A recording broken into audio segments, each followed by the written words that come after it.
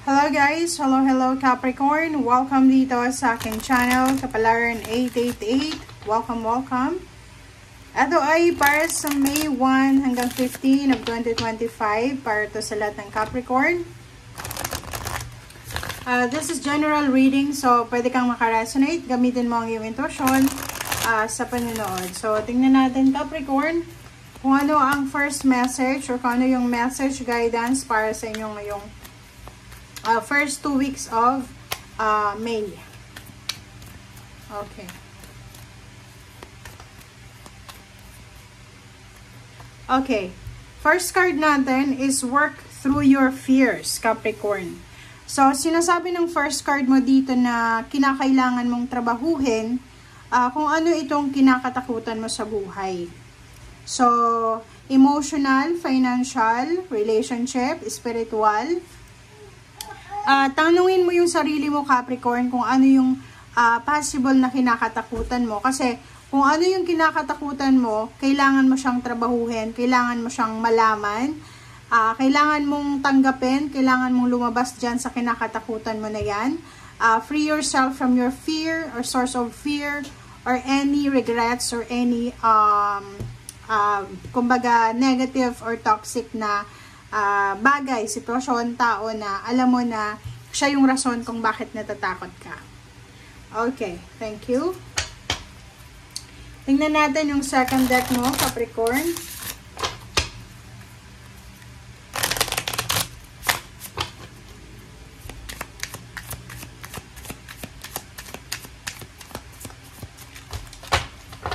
Okay.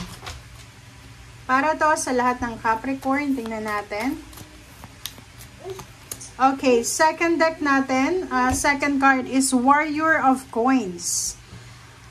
Warrior of Coins is Page of Coins, Page of Pentacles. So, sinasabi ng bara sa'yo dito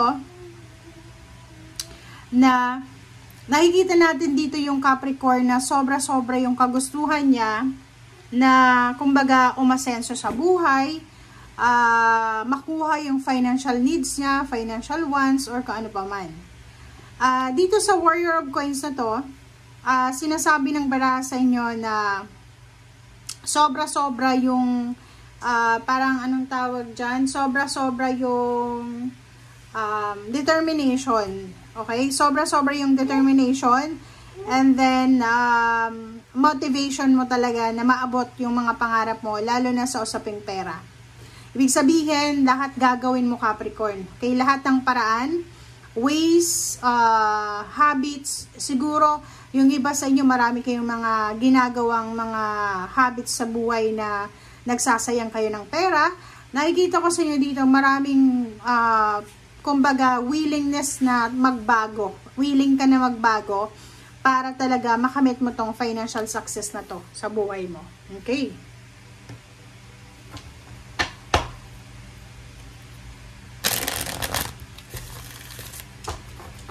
Okay, tingnan natin.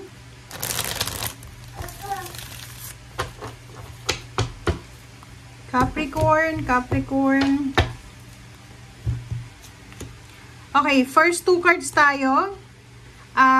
Queen of Swords and then King of Swords. So, talagang yung feminine, masculine energy mo ng swords is balance na sinasabi sir dito, Capricorn, na yung direction talaga na gusto mong puntahan, siguradong-sigurado ka na.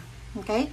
So, ibig sabihin, gusto mo nang makaalis, gusto mo nang bumiyahe, gusto mo nang mag-relocate, gusto mo nang advancement, diba? Parang ganon. Gusto mo nang makaalis, gusto mo nang magsimula para sa advancement ng kung ano man ang gusto mong advancement sa buhay mo. Okay? Okay, next card natin. Four of Cups.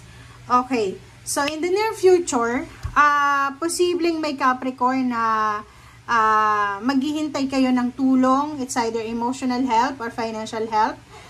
Or posibleng ikaw ito na in the near future, may pagkakataon ka na makatulong sa ibang tao. Lalo na yung nangangailangan ng pera, financial, or any source of income. So, halimbawa sa ngayon, habang nanonood ka, Capricorn, siguro may mga tao na gustong humingi sa'yo ng tulong, pero Sa ngayon, wala ka pa. Wala ka pang maitutulong. But in the near future, sinasabi ng barahan na babaliktad yung sitwasyon. Yung taong humihingi ng tulong sa'yo ngayon, sila naman ang posibleng tutulong sa inyo, o yung taong tinutulungan ka sa ngayon, sila naman ang tutulungan mo sa future. Parang ganun.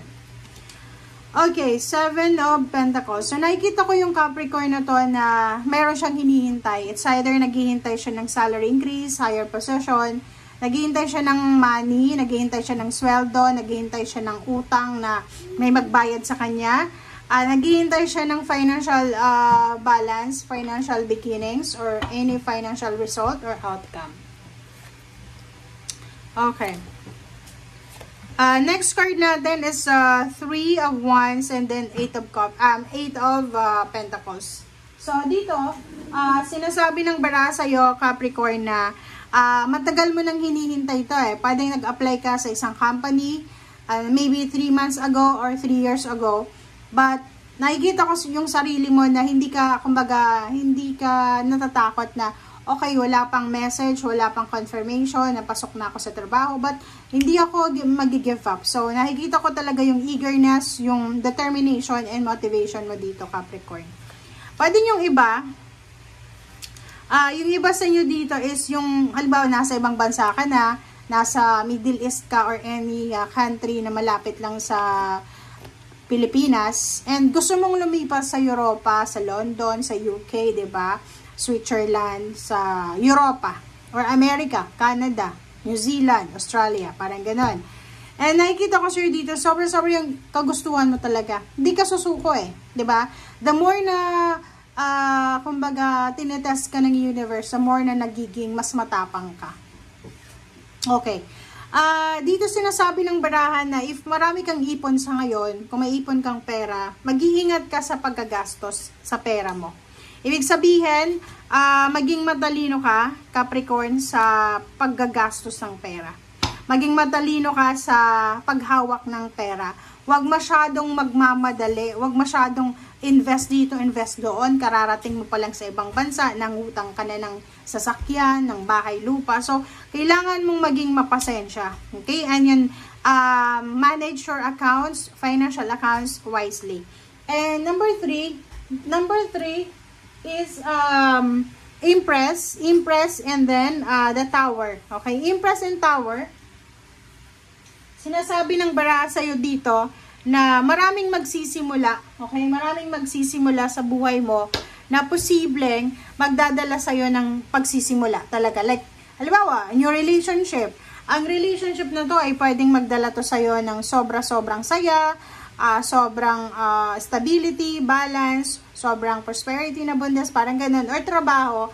And sinasabi ng bara sa'yo na kailangan natin na tanggapin na yung buhay natin ay walang perfection. Okay? Pag nakaranas tayo ng blessings, be thankful. Pag nakaranas tayo ng mga failures or mistakes, just accept it. Okay? Dito sinasabi ng baraha na mag-iingat tayo sa mga contracts, documents na pinipirmahan natin. So, basahing mabuti para hindi ka, kumbaga, magsisi sa bandang huli. Okay? Thank you guys. Bye!